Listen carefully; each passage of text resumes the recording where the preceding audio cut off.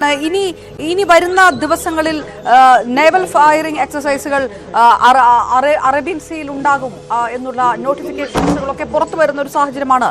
അത് മെയ് 13 വരെ ഇന്ത്യയുടേതാണെങ്കിൽ അതിനുശേഷം മെയ് 13 തൊട്ട് പാകിസ്ഥാന്റേത്. കൂടുതൽ ഫോക്കസ് വരുന്നത് ഇനി അറബിക്കടലുമായി ബന്ധപ്പെട്ടുള്ള മേഖലകളിൽ അവിടെ കൂടുതൽ സജ്ജീകരണങ്ങൾ ഒരുക്കുക, അല്ലെങ്കിൽ ആക്രമണങ്ങൾ ആ തരത്തിൽ കരയിൽ നിന്ന് ആകാശത്തിൽ നിന്ന് യുദ്ധം ഇനി വെള്ളത്തിലേക്ക് എന്ന രീതിയിലേക്ക് കാര്യങ്ങൾ മാറുന്നു എന്നുള്ളതാണോ?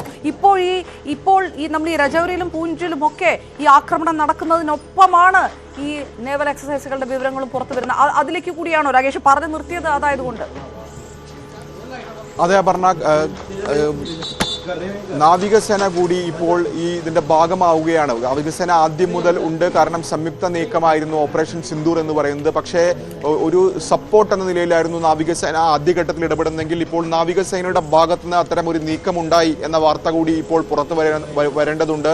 ഏതായാലും സൈന്യം അല്ലെങ്കിൽ സർക്കാർ ഇക്കാര്യങ്ങളൊക്കെ തന്നെ ഇനി സ്ഥിരീകരിക്കേണ്ടതുണ്ട്. എവിടെയൊക്കെയാണ് പാകിസ്ഥാനിൽ ആക്രമണം നടത്തിയത് എന്ന കാര്യമൊക്കെ തന്നെ ഇനി സ്ഥിരീകരിക്കേണ്ടതുണ്ട്. കാരണം കഴിഞ്ഞ 2 ദിവസം നോക്കുകയാണെങ്കിൽ ആദ്യം പ്രതിരോധ മന്ത്രാലയം വാർത്താക്കുറിപ്പിലൂടെ ഇക്കാര്യങ്ങൾ അറിയിക്കാറുണ്ട്. അതിനുശേഷം വിദേശകാര്യ സെക്രട്ടറിയും 2 സൈനിക ഉദ്യോഗസ്ഥരും ഇക്കാര്യങ്ങൾ അറിയിക്കാറുണ്ട്. അപ്പോൾ ഇന്ന് ഏതായാലും 10 മണിക്ക് കാര്യങ്ങൾ അറിയിക്കും എന്നാണ് ഇപ്പോൾ സർക്കാർ വൃത്തങ്ങളടക്കം വ്യക്തമാക്കുന്നത്. ഏതായാലും നാവികസേന കൂടി ഇപ്പോൾ പാകിസ്ഥാൻ ലക്ഷ്യമാക്കി ആക്രമണം നടത്തി എന്ന് വാർത്തകൾ വരികയാണ്. ഏതായാലും ഇന്ത്യയെ സംബന്ധിച്ചിടത്തോളം ഇന്ത്യ ഇക്കാര്യത്തിൽ ആദ്യം മുതൽ ഒരു നിലപാട് സ്വീകരിച്ചിട്ടുണ്ട്. അതിപ്പോഴും ഇന്ത്യ ആവർത്തിക്കുകയും ചെയ്യുന്നു. അതായത് ഇന്ത്യയുടെ ഭാഗത്തുനിന്നുണ്ടായിട്ടുള്ളത് തിരിച്ചടി മാത്രമാണ്, പ്രത്യാക്രമണം മാത്രമാണ്.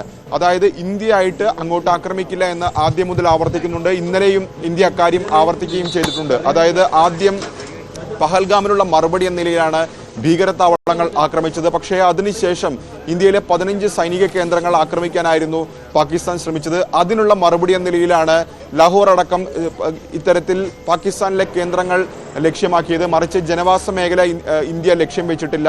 ഇപ്പോൾ ഏതായാലും പാകിസ്ഥാൻ അതിൽ നിന്ന് വലിയ രീതിയിൽ കടന്നുകൊണ്ട് ഇന്ത്യയിലേക്ക് ഡ്രോണുകൾ അയക്കുന്നു, മിസൈലുകൾ അയക്കുന്നു. ഒപ്പം തന്നെ പാക് പോർ വിമാനങ്ങൾ ഇന്ത്യൻ അതിർത്തിയിലെത്തുന്നു. അപ്പോൾ ഈ സാഹചര്യത്തിൽ അതേ നാണയത്തിൽ ഇന്ത്യ തിരിച്ചടി നൽകുകയാണ്. അങ്ങനെയാണ് പാകിസ്ഥാൻ ഇന്നലെ രാത്രി ഏതാണ്ട് 8:30 ആക്രമണം തുടങ്ങുന്നു.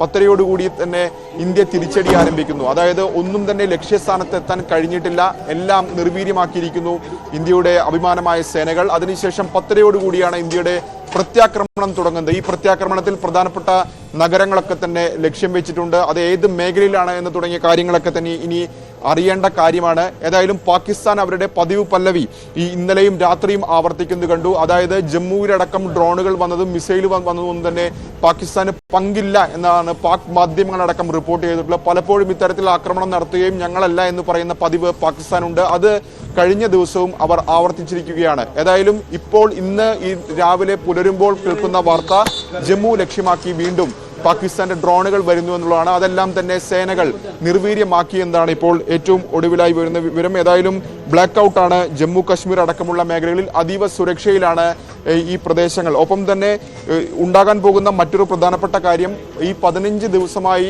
വലിയ ആക്രമണം നടക്കുന്നുണ്ട് അതിർത്തി മേഖലകളിൽ LOCയിൽ. അപ്പോൾ ഇന്നലെ സ്വാഭാവികമായും അവിടെയും വലിയ രീതിയിലുള്ള ആക്രമണം ഉണ്ടാകാനുള്ള സാധ്യതയുണ്ട്. ആ വാർത്തകൾ ഒരുപക്ഷെ വരാത്തതായിരിക്കാം. കാരണം കഴിഞ്ഞ 2 ദിവസമായി വലിയ രീതിയിൽ ഷെല്ലാക്രമണം നടക്കുന്നുണ്ട് ഈ മേഖലകളിൽ. 16 പേർ പൂഞ്ചിലും ഉറിയിലുമായി കൊല്ലപ്പെട്ടു.